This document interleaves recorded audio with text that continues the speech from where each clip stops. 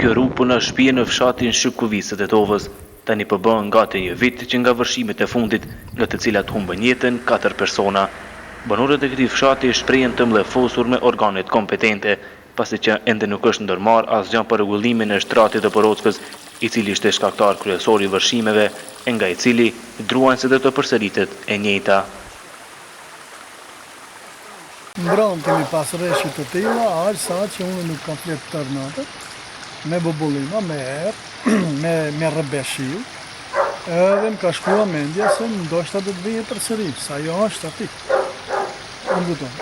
Pa një mbrojtje të tillë, ose pa një rregullim të shtratit të lumit, që spaku t'i ndalet hovi, fuqia, forca, është e kot. Atëherë neve duhet të na shpërngulim për këtë. Spaku mos kemi shpresë për ndërtim.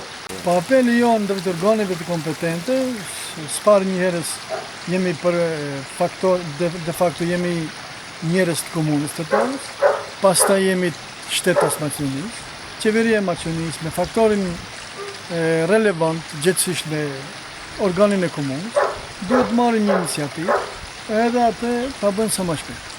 Që të kemi kohë ne edhe spaku të dim a duhet kthehemi a duhet mos kthehemi, ose të marrin një iniciativë të na shpërngulin për këtë. Rreziku do të thotë gjithmonë është në prak.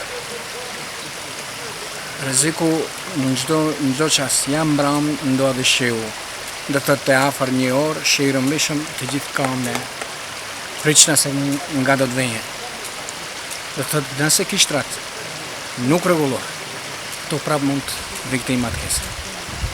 Edhe mund me përmasa më të madhe. Po apeli në gjithmonë ka qenë, do thotë se qeveria dhe komuna bashkërisht, do thotë dy organet, pra qeveria si organ më i lartë i shtetit, komuna si organ i dytë i shtetit, pra duhet bashkërisht pra t'i mbledhen forcat edhe që të rregullojnë këtë shtrat, sipas që të shpotojnë këto banorë këtu që gjenden në rrezik, që u kanosë rreziku në çdo çast, në çdo minutë, në çdo orë. Nga komunët e Tovës topin e hedhin tek Ministria e Mjedisit Jetësor dhe Planifikimit Hapësinor.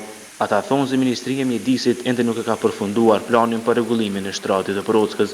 Nga komunët e Tovës bëjnë me dije se bëhet fjalë për një projekt i cili nuk mund të përballohet nga vetë komuna, andaj ende nuk është punuar në këtë drejtim. Ndërkaq Ministria e Mjedisit Jetësor në përgjigjen e saj thotë se plani aksional pahartohet në bashkëpunim me UNDP-n dhe institucionet e tjera. Sipas kësaj ministrie, ky plan do një kohë të gjatë që të zbatohet, pasi që bëhet fjalë për një mega projekt. Ndërsa për banorët kjo Porockë nuk është halli vetëm që po i preokupon. Ata ankohen se nga komunët e Tovës ende nuk janë lëshuar dëm shpërblimet nga vërshimet e fundit. Po për ta përsërime më rëndësi është hapja e shtratit të Porockës nga e cila rrezikohen çdo sekond.